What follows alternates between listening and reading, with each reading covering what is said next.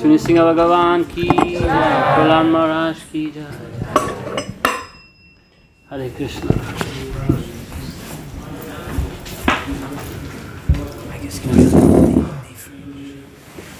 Suni Singha Dev.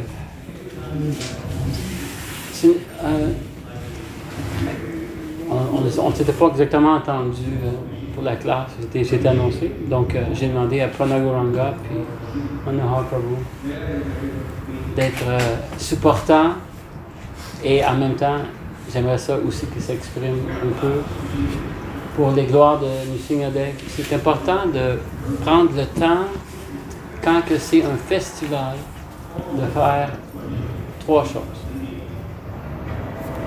De faire un vœu, de glorifier et de faire une offrande. Si on fait ces trois choses-là, ça va être...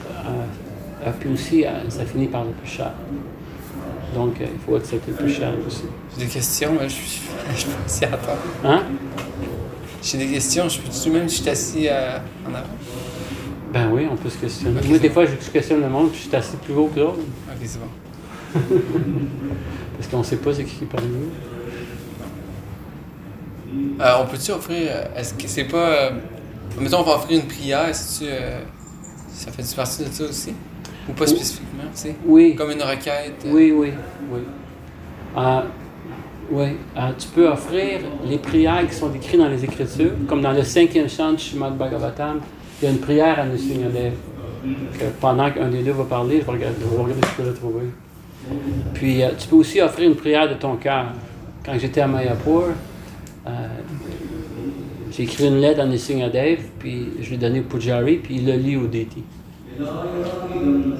Puis après ça, j'ai fait un yaga, il t'offre une banane, puis des fruits, puis une lampe, puis comme ça tu complètes avec une offrande, puis il a pris une prière, puis c'est une prière que j'ai demandée, que je vous dirai pas ce que j'ai dit.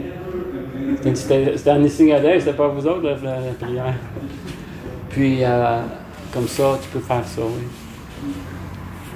Tu peux écrire une lettre à Krishna ou à Nrsimhadev. Tu peux aussi t'exprimer comme ça. Souvent, qu'est-ce qui est important, c'est d'avoir la miséricorde du maître spirituel qui va transférer ta requête à Krishna. Si on prie directement, des fois, ça peut se rendre, peut-être ça ne se rendra pas, mais si tu demandes à quelqu'un qui est mieux situé de prier pour toi, des fois, il y a des ouvertures incroyables qui se manifestent. Donc, le membre... Oui? Vous êtes écrire une lettre à Krishna. Si je l'écris sur papier, je la donne à mon maître spirituel, que lui, ou à un dévot, que lui va la donner à Krishna. Puis après ça, la lettre, il fait quoi avec? On la brûle, on la met dans la terre, ou on la retourne? Toutes les options sont bonnes. Mais c'est sûr que c'est intime, c'est personnel. Oui, c'est ça. C'est confidentiel. Fait que si je le partage avec un autre dévot, il faut que je sois sûre du dévot. C'est ça. Il faut que tu prennes tes risques. Des fois, quand tu partages ton amour, tu peux te faire... tu peux sentir que tu n'es pas compris. C'est la meilleure façon, puis c'est bénéfique aussi pour la personne qui est l'intermédiaire entre les deux qui le transmet. Tu sais, être un dévot de Krishna, c'est très intime, parce que Krishna est dans le cœur. Hein? Donc, c'est intime, c'est quelque chose qui se passe. C'est vraiment ça. Mais je voulais introduire quelque chose aujourd'hui. Pas la prière à Nrsimhadev, vous la savez, mais je voulais introduire comment que la prière à Nrsimhadev s'est rendue dans l'Ouest. Chez Prabhupada, il y a eu une crise cardiaque. Puis ses disciples ne voulaient pas perdre leur gourou parce qu'ils pensaient qu'il en avait besoin. Je pense qu'il avait raison. Puis, t'es d'accord? Puis, vu qu'il dépendait du maître spirituel, puis il savait que Prabhupada était prêt de Krishna. Prabhupada, il était prêt de quitter son corps. Il y avait déjà eu deux crises cardiaques avant, puis là, il y en a eu une troisième en 1967. Puis, il ne savait pas quoi faire. Puis Prabhupada il a dit, OK, ben, je vais vous introduire à cette prière-là, puis tu demandes au Seigneur qu'il protège ton maître spirituel. Donc, il demandait à ses disciples qui prie à Nrsimhadev pour que lui soit protégé, puis qu'il continue à sa mission de les protéger. OK? Puis il a introduit la prière à Nrsimhadev. Puis aujourd'hui ou hier? Je pense que c'est aujourd'hui. Ouais, aujourd'hui, je fais mon puja. J'ai mis ça quand Prabhupada il montrait la prière Namaste Narasimhaya. Le dévot disait pour la première fois. Namaste Narasimhaya. Praladalada Daine. Là, il répétait. Tavakara Kamalavari Nakam. C'était merveilleux.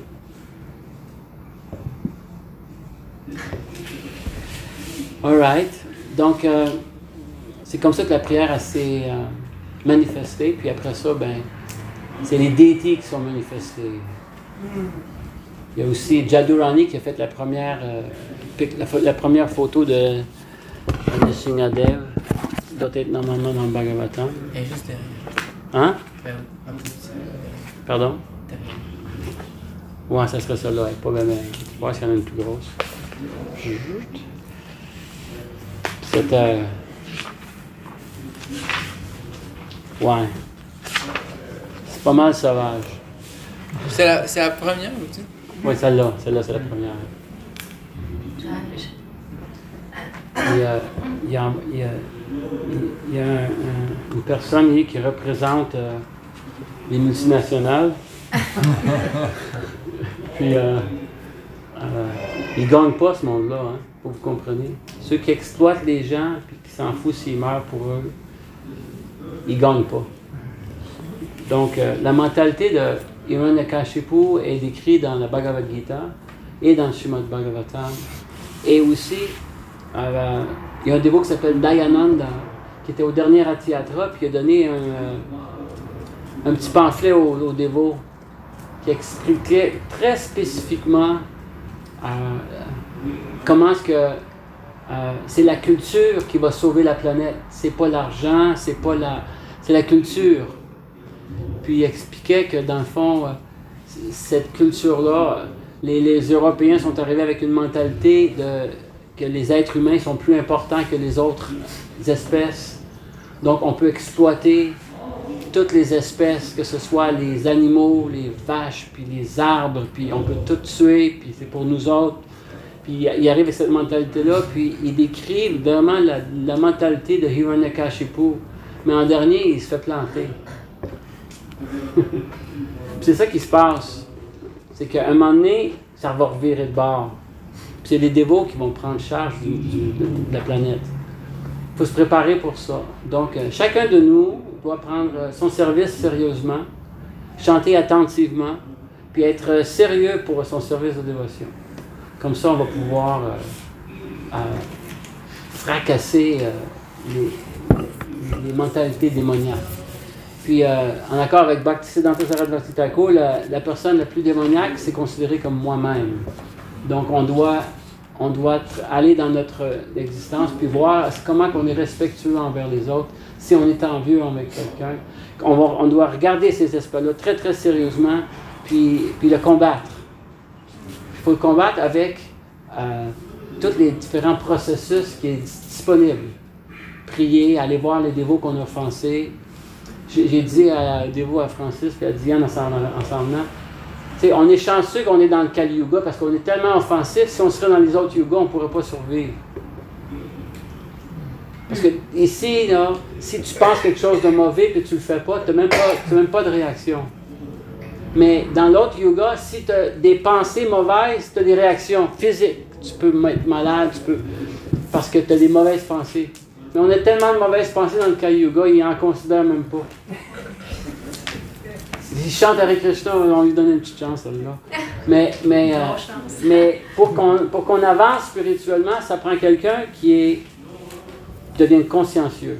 Puis ça, c'est notre environnement, c'est les dévots de Krishna, c'est notre attitude vers notre japa, c'est notre attitude vers la vie, c'est notre attitude vers nous-mêmes. Des fois, on se lamente, puis on pense qu'on dit que c'est tout blabla. Non, zip up, puis take up the process. Il faut se prendre en main.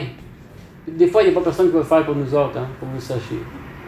Des fois, je vais aller voir ce dévot-là, puis il ne supporte pas. Oh, ouais, non, puis ça ne sert à rien de se décourager. Le découragement, c'est aussi Maya. Donc, on doit trouver la force qu'on a besoin. Puis Nrsimhadev va pouvoir fracasser ces mauvaises intentions-là, ces mauvaises C'est la puissance de Nrsimhadev.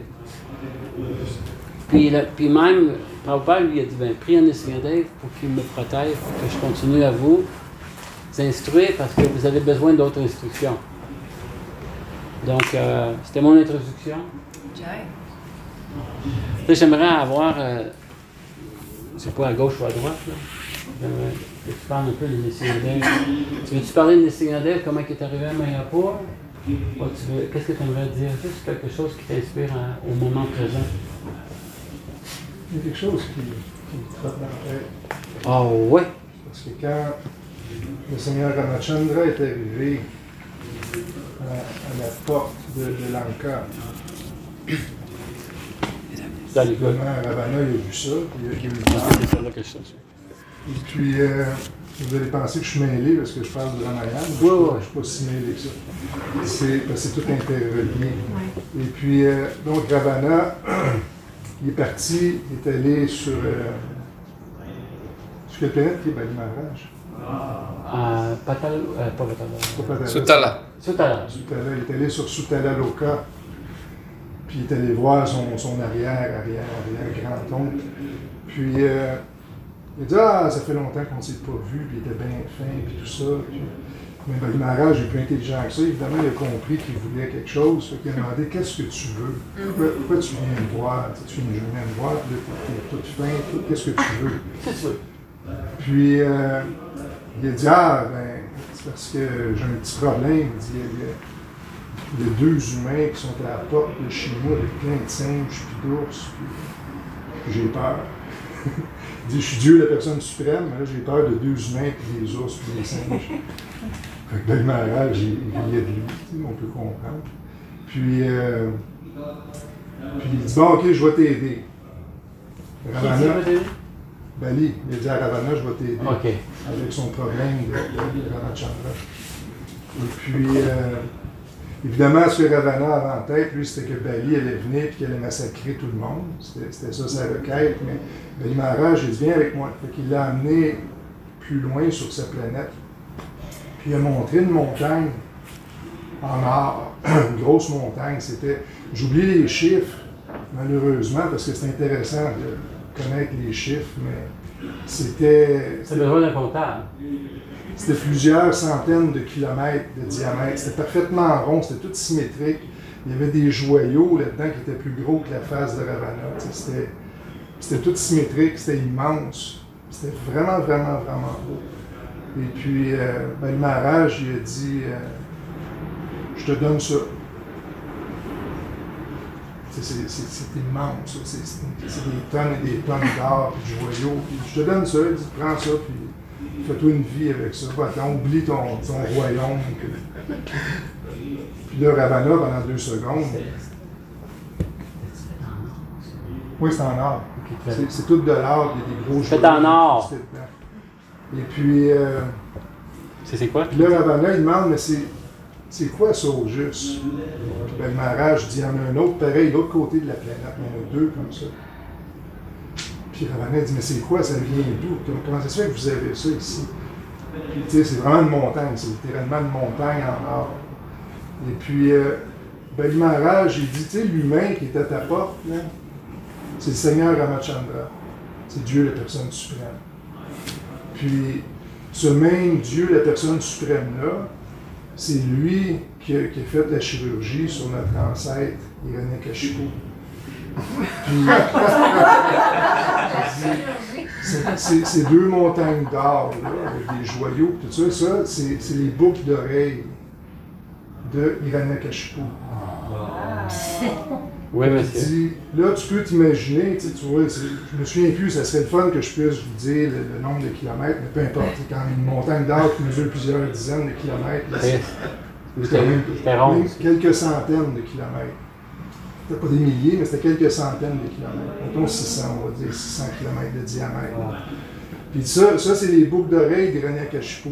Fait que tu peux imaginer, tu vois la boucle d'oreille, fait que tu peux t'imaginer la grosseur de la tête. Donc là, tu peux t'imaginer le reste du corps, forcément. Ça commence à être dur à imaginer parce que c'est démesuré, mais... Puis il dit, ce gros bonhomme-là, l'humain qui est à ta porte, il l'a pris, puis il l'a couché sur ses genoux, puis il l'a ouvert. Fait que, oublie le projet.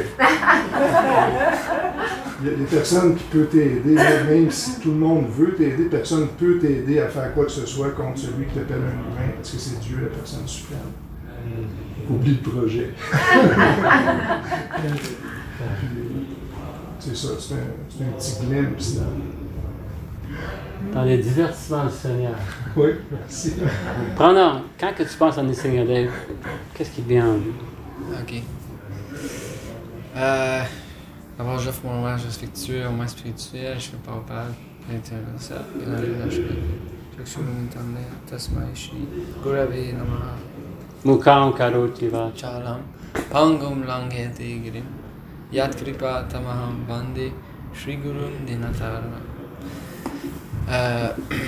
Spontanément, là?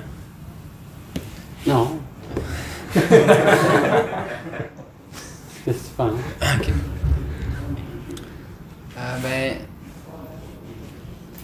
Emile, il donnait la classe ce matin, puis il expliquait que. Puis, en tout cas, c'est pour ceux qui liront le 7e chant du Bhagavatam. Je pense pas que vous allez trouver des prières de Prahlad Maharaj. Prahlad Maharaj, c'est le dévot de Nisringadev, qui demandent de le protéger, ou de protéger son corps. Si vous le trouvez, dites-le moi, là, je peux me tromper. Mais il ne demande pas vraiment de protéger son corps. Donc la question survient, pourquoi est-ce qu'on appelle Nisringadev le protecteur si on ne demande pas à protéger notre corps ou notre...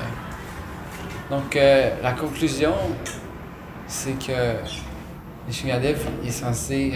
je pense que c'est un petit peu ça que Vedavyas Prabhu disait. Ce que j'ai pas compris ça, je vais juste dire ce que je pense en ce moment, comme vous dites. C'est lui qui est censé protéger notre vie spirituelle. Puis notre foi, dans le fond. Parce que si on perd tout le reste, mais qu'on a la foi, on n'a rien perdu. Mais si toutes nos affaires vont bien, comme on dit, mais qu'on perd la foi, alors on a tout perdu. J'en suis, voilà, c'est ce que je voulais dire. Que Nisringadev, il va, comme tu disais, nous faire une chirurgie aussi, parce qu'on a besoin d'une bonne chirurgie. Et, comment on dit en français? Hopefully, ça sera pas trop... douloureux, violent, subi, ou,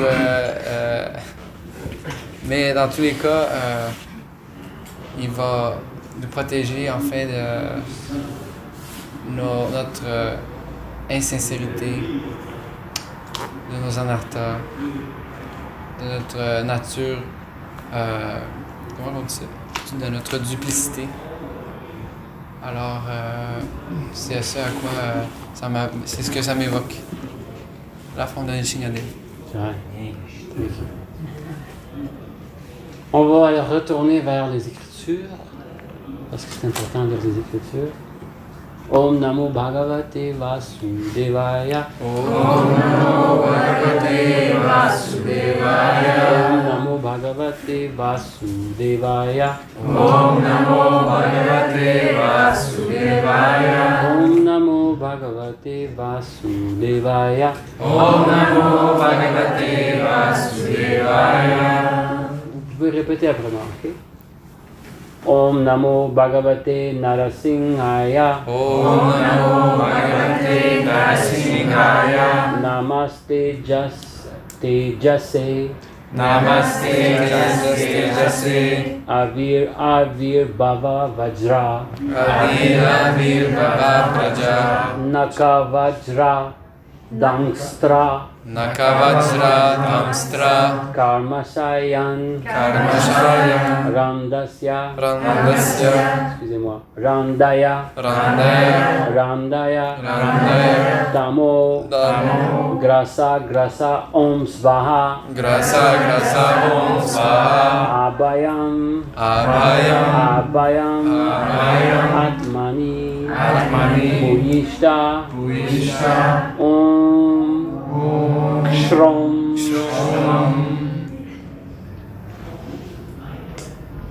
J'offre mon hommage respectueux à Sri Nrsimhadev, la source de toute puissance. Ô mon Seigneur, toi qui possèdes des ongles et des dents comparables à la foudre, veuille anéantir nos désirs démoniaques de jouir de l'action intéressée en ce monde. Daigne apparaître dans nos cœurs et chasser notre ignorance, de telle sorte que par ta grâce, nous puissions être sans crainte dans la lutte pour l'existence ici-bas. Est-ce que vous aimeriez répéter cette prière-là? Moi, avant de prier, avant de dire la prière, je vais dire que ce soit sincère ou pas sincère, si on le répète, ça va peut-être rentrer. J'offre mon hommage respectueux à Sri Nrsimhadev,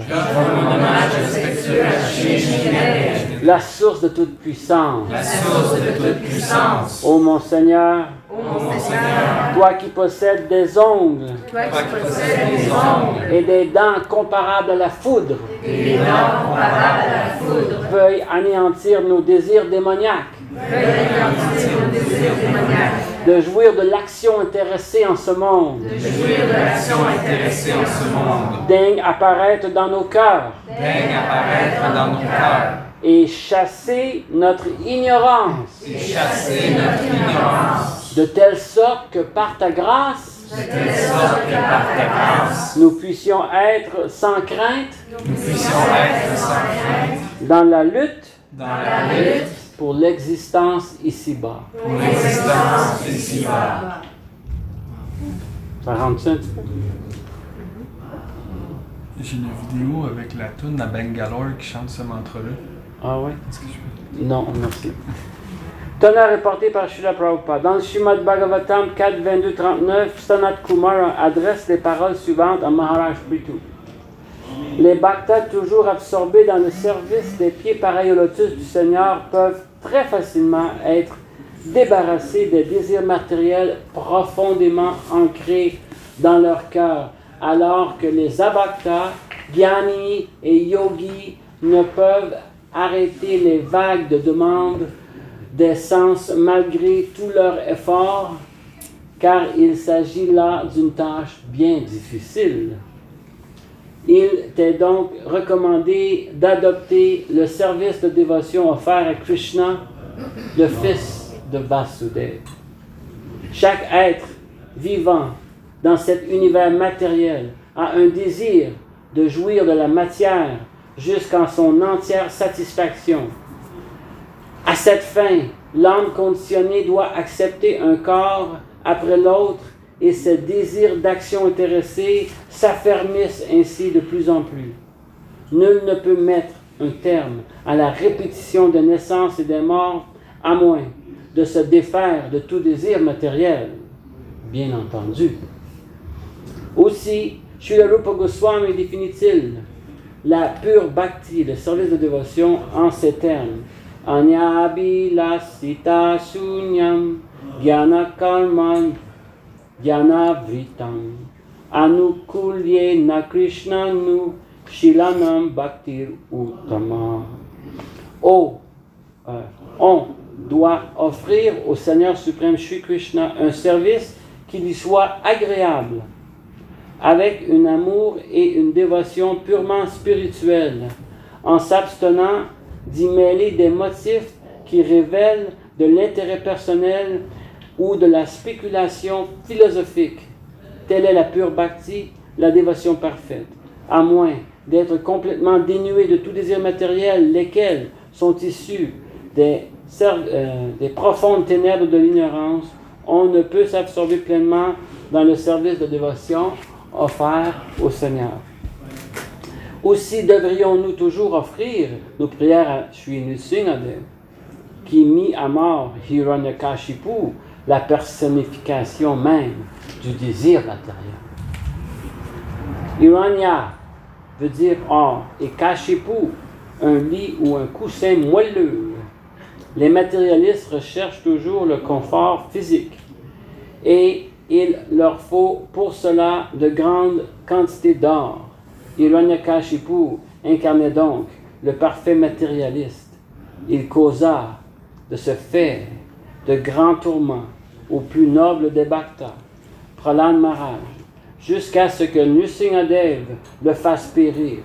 Tout Bhakta désirant être libéré des désirs matériels doit offrir des prières respectueuses à Sri Nrsimhadev, ainsi que le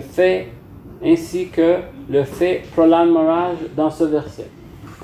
All right. Donc, c'est sûr que pour... Je vais être là. Je veux juste savoir c'est quoi le verset et le livre que tu as quel chant? C'est le 5e chant du Srimad Bhagavatam, 8e verset du chapitre 18. 18, 5, 18, 8. Non, c'est ça.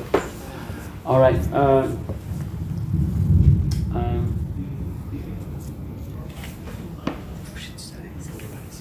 Juste une chose. Des fois, c'est un petit détail, mais juste parce que il y a tellement de déviations qu'on peut être confronté. Donc, je vais vous dire quelque chose qui est une déviation. Je vais vous le dire, c'est une simple déviation. Quand on chante, premièrement, c'est pas Nrsimhadev, c'est Nrsimhadev pour la prononciation. Nrsimha, c'est le sanskrit. Puis aussi, quand on chante, des fois le monde dit Jaya Nrsimhadev, après c'est Jaya. Il dit Jaya Bhakta Prahlad, Jaya Bhakta Prahlad, Jaya Bhakta Prahlad. That's not good. Prabhupada il a dit de ne pas chanter ça. Il a dit Jaya Prahlad Maharaj. Parce que le mot Bhakta réfère à n'importe qui est Bhakta, puis il y a différents niveaux de Bhakta. Mais Prahlad, c'était pas un Bhakta qui vient juste joindre le mouvement d'Hare Krishna, qui arrive, qui fumait 2 joints la journée d'avant. Le Prahlad Maharaj, c'est le Bhakta que Prabhupada il a même médité jusqu'à la dernière journée de sa vie. Il voulait entendre parler de Prahlad Maharaj, des prières de Prahlad Maharaj avant qu'il quitte ce monde. Donc, on dit Jaya Prahlad Maharaj, pas Jaya Bhakta Prahlad. Juste un petit détail. C'est sûr que je ne sais pas où est-ce que vous êtes dans votre avancement spirituel. Je ne sais même pas où est-ce que je suis dans mon avancement spirituel, mais des fois on essaye, puis des fois on pense essayer. Mais ceux qui n'ont pas pensé à essayer, si vous êtes convaincus que le désir matériel c'est important, c'est bon de s'associer avec les dévots qui ont laissé en arrière, si vous en trouvez, ou qui ont laissé les désirs matériels en arrière, ou qui essayent de laisser les désirs matériels en arrière. Parce que quelqu'un qui fait de la promotion pour les désirs matériels, il devient enthousiasmé. Cet enthousiasme-là peut provoquer un désir de jouir de nos sens au-delà de notre quota. Puis qu'est-ce que ça provoque? Ça provoque une prochaine roue samsara dans la naissance et la mort, sans savoir où est-ce qu'on s'en va dans le prochain cheminement. La vie est très, très fragile. N'importe quand on va quitter notre corps.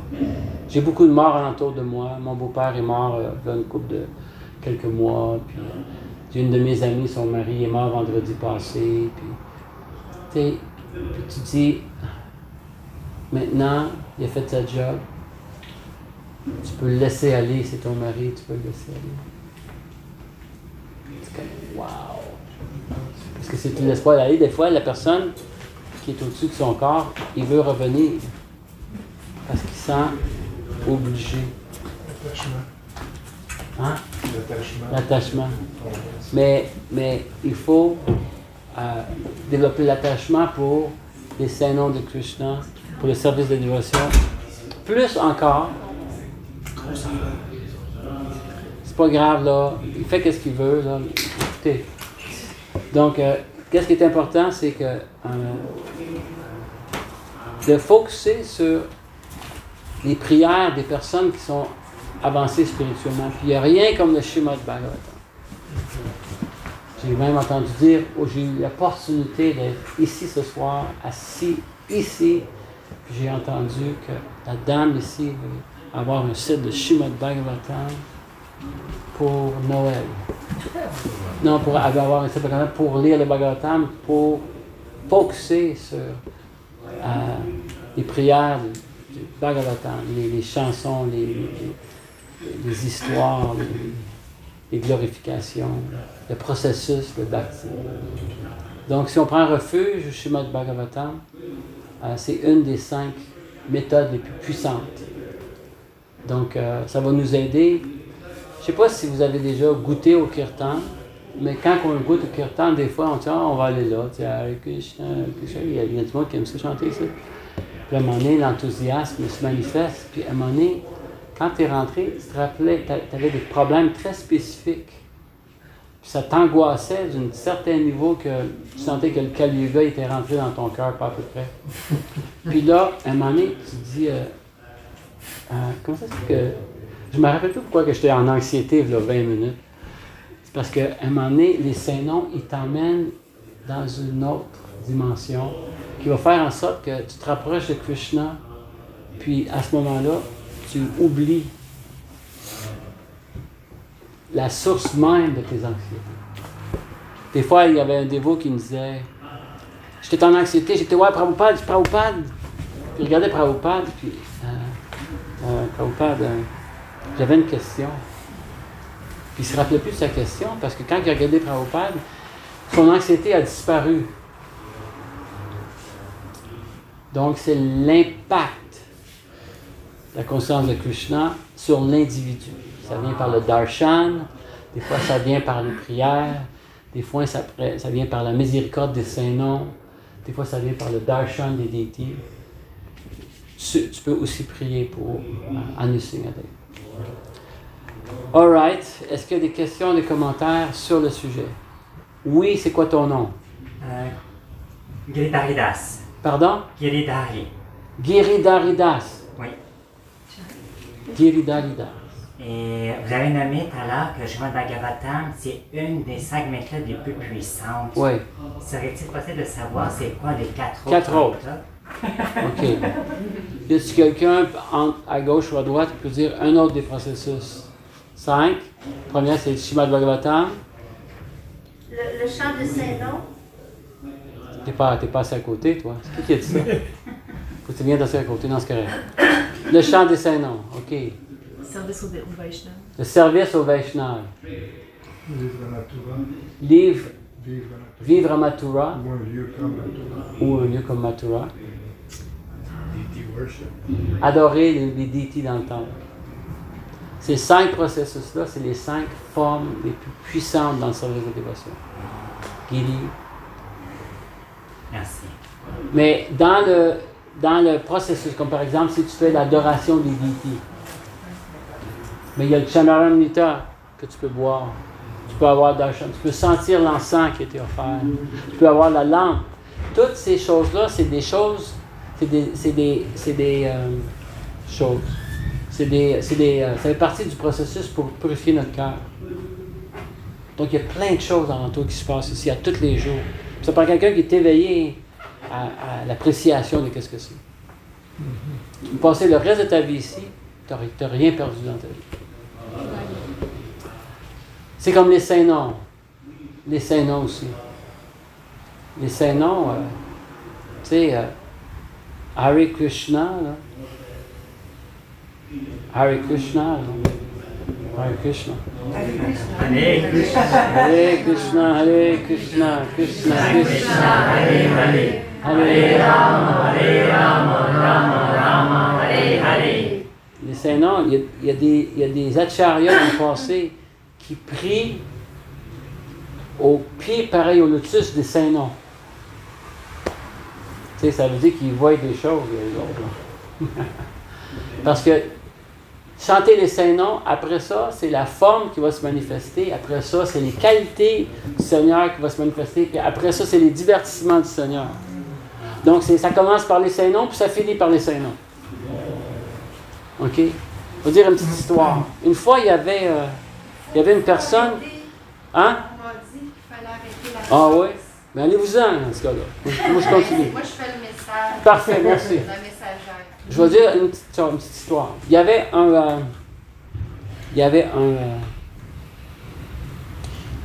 un citoyen qui avait entendu parler qu'il y avait un roi qui était riche. C'était notre roi. Je vais aller le voir. Puis il sait c'est quoi, lui, de l'or. Il dit, hey, il a été voir le roi. Puis tu sais, dans le temps, il y avait un peu plus de culture. Quand que les rois prenaient des décisions, c'était devant tout le monde. Comme ça, on va dire que je suis le roi. Là. Puis là, je dis, OK, tu as une question. Là. Puis on va régler ça devant tout le monde. Là, tout le monde va être témoin. Là. Le roi, il a dit ça, that's it. OK? Bon, le roi, il dit, j'aimerais ça savoir c'est quoi de l'or. Il dit, all right. Tu veux savoir c'est quoi de l'or? Viens ici. Tu montes les marches en haut, puis il y a une petite porte, puis tu regarderas, puis là, c'est mon trésor, il est ici. C'est sûr qu'il y a des gardes, là, mais il passe à côté des gardes. Puis tu regarderas, c'est ça de l'or. Là, le citoyen, qui ne savait pas c'était quoi de l'or, qui a demandé au roi c'était quoi de l'or, mais il décide, puis il marche sur les marches, puis il va voir en haut, puis là, wow! Il voit l'or, il y avait comme de l'or, des bijoux. Puis là, en s'en revenant, là, il descendait les marches.